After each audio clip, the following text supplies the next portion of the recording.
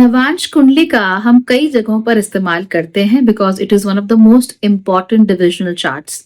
आपके प्लैनेट्स की स्ट्रेंथ को देखने के लिए हम इसका इस्तेमाल करते हैं। आप इनहेरेंटली कैसे हो, डीप डाउन कैसे हो, वो देखने के लिए इसका इस्तेमाल करते हैं। और 32 से 36 की उम्र के बीच में आप में क्या बदलाव आएंगे जो परमानेंट होंगे, कौन सी टेंडेंसीज आपके अंदर बढ़ती चली जाएंगी, और स्पेसिफिकली शादी के बाद आप लोग कैसा बिहेव करते हो, ये भी हम नवांश कुंडली से देखते हैं। तो चलिए आज ये जान लेते हैं कि अगर आपकी नवांश या नवमांश कुंडली में वर्गो राइजिंग हो यानी कन्या लग्न हो तो उसका आपके जीवन पर क्या प्रभाव पड़ता है। Let's get started. कन्या लग्न वाले जो लोग हैं नवांश कुंडली में, ये जो लोग उन्हें डम्ब या बेवकूफ लगते हैं उनके साथ नहीं जी सकते, राइट। ऐसे लोग जो स्ट्रीट स्मार्ट होते हैं उनके साथ भी ज्यादा नहीं जी पाते क्योंकि खुद भी ये स्ट्रीट स्मार्ट होते ही हैं। So they are generally very good, but ये ऐसे लोग ही कंपनी को ज्यादा पसंद करेंगे या अपने स्पाउस में ऐसा व्यक्ति ढूंढेंगे जो कि बहुत ज्यादा समझदार हो। समझदार का मतलब क्या होता है कि मार्केट में जाके शॉपिंग कैसे करनी है, 100 रुपए में अगर दिए गए हैं तो 50 रुपया खर्च करके 50 बचाना कैसे है। नहीं, ये तो स्ट्रीट स्मार्टनेस है। ये तो ये दिखाता है कि आप पैसा खर्च करने में और मटेरियल चीजों में कितने चपल हो। पर ये सारी चीजें तो खुद भी होते हैं ना कन्या राशि वाले। उनको ऐसा व्यक्ति चाहिए जिसमें समझदारी हो कि अगर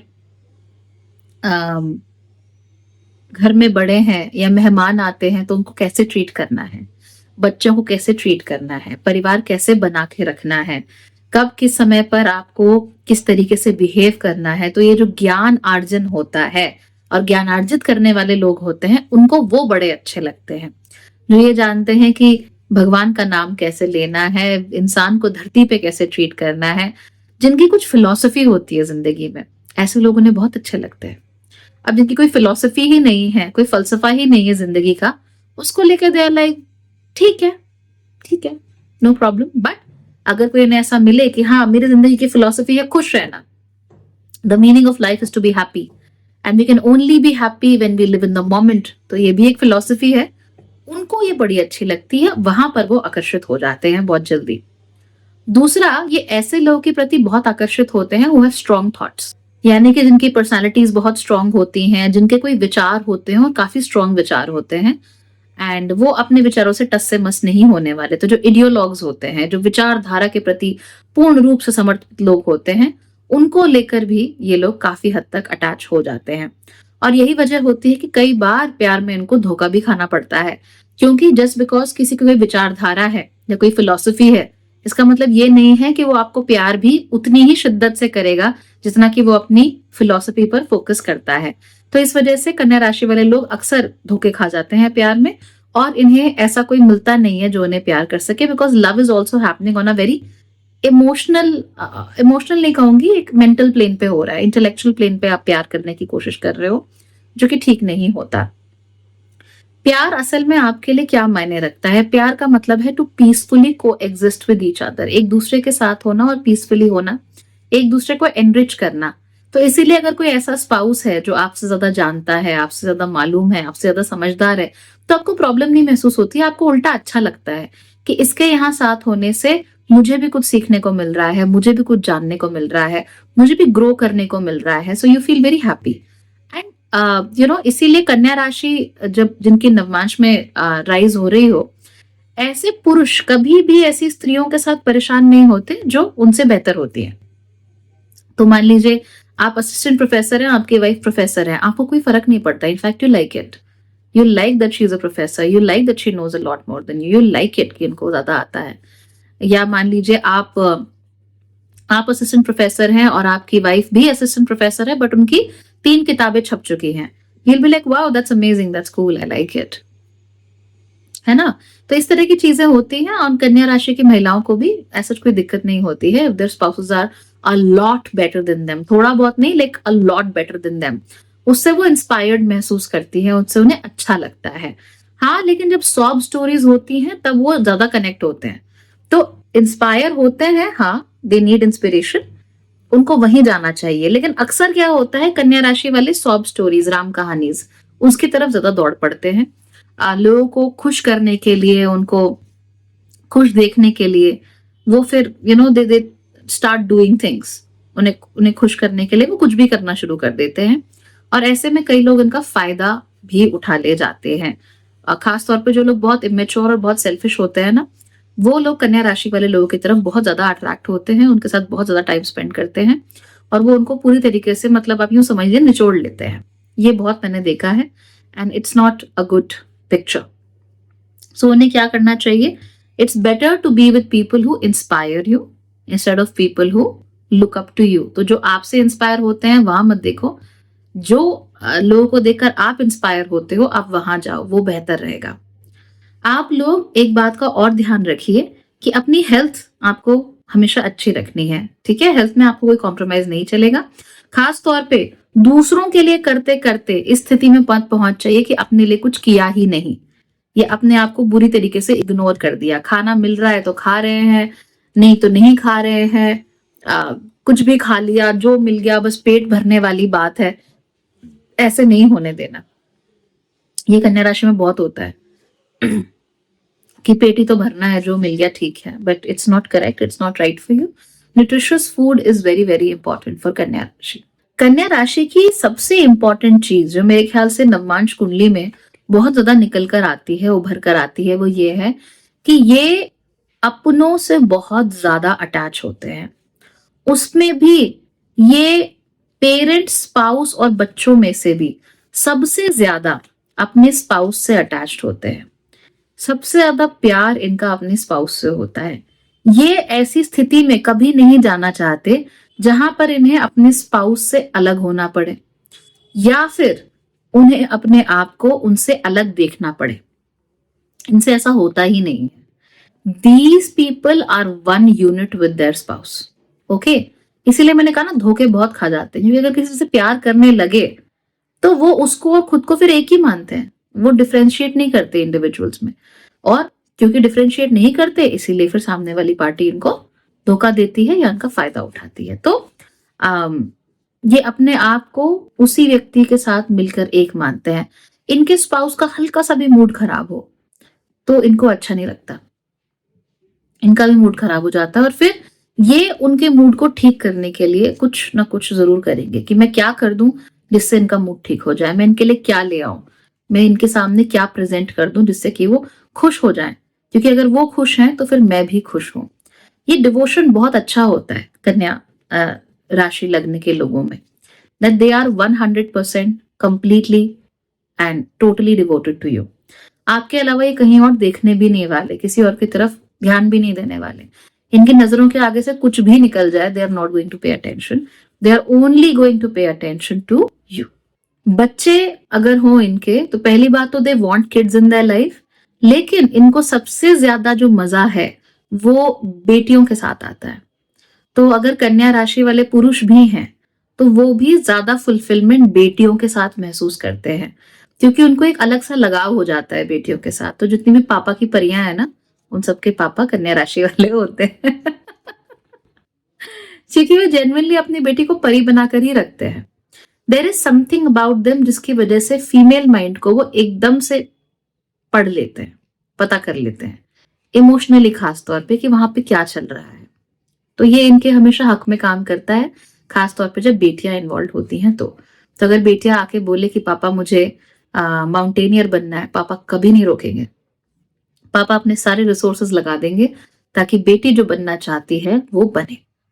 अगर बेटी आके कहती है कि पापा मुझे सब पढ़ाई वढ़ाई अच्छी नहीं लगती, मैं सोच रही हूँ कि मैं शादी कर लेती हूँ, अभी बहुत हो गया, तो पापा कहेंगे कि बेटा एक काम कर, बस अपना बैचलर्स फिनिश कर ले, उसके बाद मैं तेरे लिए अच्छा लड़का ढूंढूंगा। और पापा फिर अच्छे से अच्छा लड़का, और कैसा लड़का, ऐसा नहीं कि पैसे वाला है और नौकरी वाला है, ऐसा नहीं, जो उनकी बेटी को सबसे अच्छा सूट कर सकता है, जो उसके नेचर को समझ सकता है, और जो उसे वैसे ही पलकों पर रख सकता है जैसे उन्होंने खुद रखा था। तो पापा लड़का ढूंढेंगे तो ऐसा ही ढूंढेंगे। So they are very attuned when it comes to girl children. बेटियों के साथ तो भैया आप बोल नहीं सकते, दे आर वंडरफुल। अब बेटों के साथ भी इतने ही वंडरफुल होते हैं क्या? बेटों के साथ भी दे आर ओके, वो कभी स्ट्रिक्ट फादर्स नहीं होते, कभी बहुत ज्यादा रूल्स एंड रेगुलेशंस वाले फादर्स नहीं होते, कभी बहुत ज्यादा अपने बच्चों के प्रति रिजिड नजरिए वाले फादर नहीं होते। और वो कभी भी अपने बच्चों के ऊपर जबरदस्ती के रिस्ट्रिक्शंस नहीं लगाते। ये लोग हमेशा यही कोशिश करते रहते हैं कि बच्चों को फ्लरिश करने का मौका मिले और उनका जो अपना पर्सनल नेचर है, वो नेचर जितना हद तक हो सके उतने हद तक फ्लरिश होकर दुनिया के सामने आ सके। यही इन्हें अच्छा लगता है, यही ये प्रेफर करते हैं, यही इनका स्टाइल होता है। बट हाँ, जो इनका स्टाइल होता है वो लड़कियों को ज्यादा अच्छा लगता है और ये भी बच्चियों के साथ ज्यादा बेहतर फील करते हैं। अगर लड़कियां हैं, मान लीजिए ये नवमांश वाली, तो वो भी एग्जैक्टली यही करेंगी कि अगर उनकी बेटी होगी तो बेटी को तो बड़ा डोट करेंगी, बेटी के लिए तो बड़ा एकदम प्यारी मम्मी बन के रहेंगी, लेकिन बेटे के लिए भी एग्जैक्टली वही इनका नेचर रहता है। उसके साथ भी वो वैसे ही बिहेव करेंगी, उसके भी बारे में वो चीजें जानेंगी, उसके भी साथ कम्युनिकेशन बहुत अच्छा रहेगा, लेकिन इंटरफेरेंस नहीं होता बेटे की लाइफ में। ये जानती सब है पर इंटरफेयर नहीं करती, बच्चों को अपने आप खुलकर जैसा वो चाहे वैसा होने का मौका देते हैं और बहुत रिलेटिवली एक्सेप्टिंग पेरेंट्स आपको कन्या में देखने को मिल जाएंगे। दे आर नॉट पीपल जो अपनी बातें दूसरों के ऊपर थोपते हो। वैसे तो इनकी रेपुटेशन होती है अपनी बातें दूसरों के ऊपर थोपने की, लेकिन अपने बच्चों के मामले में ऐसे बिल्कुल नहीं होते। बच्चों को पूरी फ्रीडम है, जो जी में आता है करो। मैं सबको क्रिटिसाइज करूंगा पर तुमको क्रिटिसाइज नहीं करूंगा, तुमको मैं पूरा मौका दूंगा ताकि तुम फूलों की तरह खिल सको। That is their mentality. जो इनकी सबसे बड़ी प्रॉब्लम होती है वो क्या होती है, ये कभी ना खुल के नहीं बोलते, साफ साफ नहीं बोलते, ये चीजों को घुमा घुमा के बोलते हैं। ठीक है, ये कभी भी ये नहीं चाहेंगे कि हमारी बात किसी को चुभ जाए या किसी को लग जाए, तो ये क्या करते हैं, एक राउंड अबाउट तरीका ढूंढते हैं उस बात को करवाने का। अगर नवमांश में कन्या है तो आपको किसी को गिफ्ट देना है, मान लीजिए लड़की को, ठीक है, तो आप क्या करोगे, आप उसके साथ लेट्स से दिल्ली हाट चले गए और आपने कहा कि यार मुझे ना अपनी मम्मी के लिए शॉल लेना है, मैं घर जा रहा हूं तो मेरे साथ चल, मेरी हेल्प करवा दे। तो वो डेट तो लगेगी नहीं, राइट, बट आप साथ में घूमने तो जा ही रहे हो Dilli Haat, which is cool. तो आप, it's a date but it's not a date, है ना, और आपने सिर्फ उसी को बुलाया, ऐसे नहीं कि बाकियों को, बस उसी को बुलाया। वो नहीं आएगी तो फिर पूरा मामला कैंसिल। अब आप दोनों घूम रहे हो, हंस रहे हो, एक दूसरे का मेट्रो स्टेशन पे वेट कर रहे हो, nice, that's very couple like, that's very date like. आप लोग साथ में खा रहे हो इधर उधर, you know, you are just loitering around. अब आप शॉल के स्टॉल पे पहुंचे और आपने शॉल लेना शुरू किया। लड़की ने बोला कि ठीक है, तुम्हारी मम्मी को ये शॉल अच्छा लगेगा, वंडरफुल वंडरफुल, बहू की तरफ से गिफ्ट, ऑसम। लेकिन आप मम्मी के लिए तो शॉल लेते ही हो, एक शॉल खुद उसके लिए भी लेते हो। किसके लिए, लड़की के लिए। क्यों, because you want to gift her something, एक निशानी, एक मेमोरी आज के दिन की, आज की डेट की। I have a feeling that a lot of you can relate to this. तो आज के दिन की एक निशानी, और आपने उसको बोला कि ये शॉल तुम्हारे लिए है, you know, and she is like oh that's so sweet, ये करने की जरूरत नहीं थी। You are like no no, तुमने मेरी इतनी मदद की तो मैं इतना तो कर ही सकता हूँ, राइट। सो क्या हुआ, आपको डेट पे जाना था, यस, आप गए, वेल या, टेक्निकली आपको गिफ्ट देना था, हाँ, क्या आपने गिफ्ट दिया, अगेन टेक्निकली तो देना गिफ्ट है, जाना डेट पे है, पर दिखाना नहीं है कि ये डेट है और मैं तुम्हें गिफ्ट देना चाह रहा हूं। उल्टा ये दिखाना है कि मम्मी के लिए शॉल लेना है और मैं तुम्हें as a token of gratitude ये शॉल दे रहा हूं, प्रेजेंट कर रहा हूं, not as a token of memory, not as a token of courtship, so things like that. तो जो भी करेंगे अगेन बहुत ही घुमा घुमा के करते हैं। तो अगर इनको लग रहा हो कि कुछ प्रॉब्लम है तो ये आपको इमीडिएटली नहीं बोलेंगे, they will take some time, वे थोड़ा उसको सिमर होने देंगे, थोड़ा वेट करेंगे क्या चल रहा है क्या है, और फिर घुमा फिरा के कोई बात आपके सामने प्रेजेंट करेंगे और कहेंगे कि यू नो व्हाट, उसके साथ ऐसा हुआ था, ताकि सामने वाला रियलाइज कर ले कि ओह अच्छा, मेरे बारे में बात हो रही है और मैं भी तो इन चीजों से गुजर रही हूँ, right, so may be he just is telling me these things like that. तो अगर आप कन्या लगने वाले के साथ हो ना, तो आपको बड़ा क्लेवर होना पड़ेगा। You have to be very clever in understanding कि ये बोल क्या रहे हैं। इसीलिए जो लोग थोड़े समझदार टाइप के होते हैं, जो समझ जाते हैं, जो रियलाइज कर जाते हैं, जो दूसरों को पढ़ लेते हैं, जो परसेप्टिव ज्यादा होते हैं, ऐसे लोगों के साथ ये अच्छा तरीके से रहते हैं। और जो लोग ऐसे होते हैं कि खुद ही को नहीं पता कि कहाँ जा रहे हैं, क्या चल रहा है, अपना ही अपने में बिजी हैं, इमेच्योर हैं, बहुत ज्यादा डम्ब से हैं, थोड़े अकल नहीं है ज्यादा, और अपने आप में इनका कोई वजूद नहीं है, कोई पर्सनालिटी, कोई अस्तित्व नहीं है, फिर ऐसे लोगों के साथ ये दुखी तो होते रहते हैं पर छोड़ते कभी नहीं है, रहते हैं हमेशा साथ में, क्योंकि एक बार मैंने कमिटमेंट कर दी तो फिर मैंने कमिटमेंट कर दी, अब मैं यहाँ से बाहर नहीं निकल सकता, चाहे जान ले लो मेरी, बट नहीं जाऊंगा यहाँ से बाहर, नहीं जाऊंगी यहाँ से बाहर। हाँ, मेरी डोली आई थी, मेरी अर्थी जाए।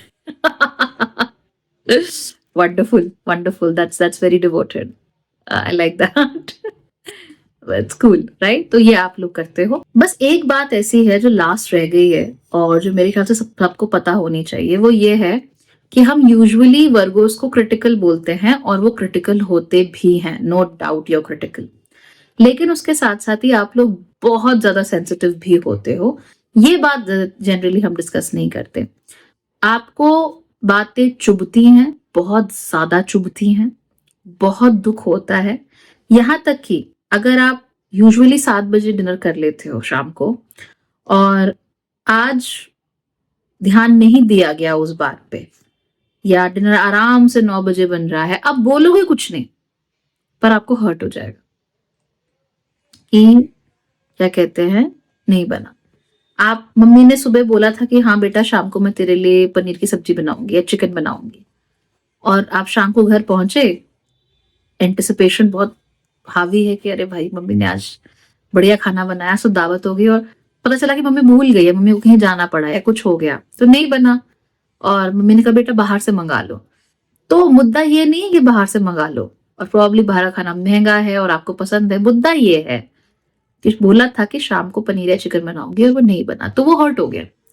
तो ये वेरी वेरी सेंसिटिव पीपल, और आपको ये छोटी छोटी बातें बहुत ज्यादा हर्ट कर जाती हैं, एंड उसकी वजह से it becomes very difficult for you to hold yourself up, और एक दुखी सा मतलब सिस्टम हो जाता है आप लोगों का कि दुख भी हो रहा है, हर्ट भी हो रहा है, बोलना भी नहीं है, छोड़ना भी नहीं है, तो एक अजीब सी स्थिति में आप लोग पहुंचे रहते हो। इसीलिए अगर आपका कन्या राइजिंग है D9 में, तो एक बात का खासा ख्याल रखो कि जो भी महसूस करते हो वो बोलना जरूर है, और पार्टनर ऐसा ढूंढना है, जीवन साथी ऐसा ढूंढना है जो आपके बोलने से चिढ़े ना, आपको समझे, यानी बेसिकली समझदार हो, ठीक है, और जिससे आपको इंस्पिरेशन आती हो, ऐसा व्यक्ति ढूंढिए, उल्टे मत जाइए, उल्टे जाओगे फिर उल्टे ही हो जाओगे। ओके, चलो सी यू देन, टेक केयर, अगली बार बात करते हैं लिब्रा यानी तुला राशि की।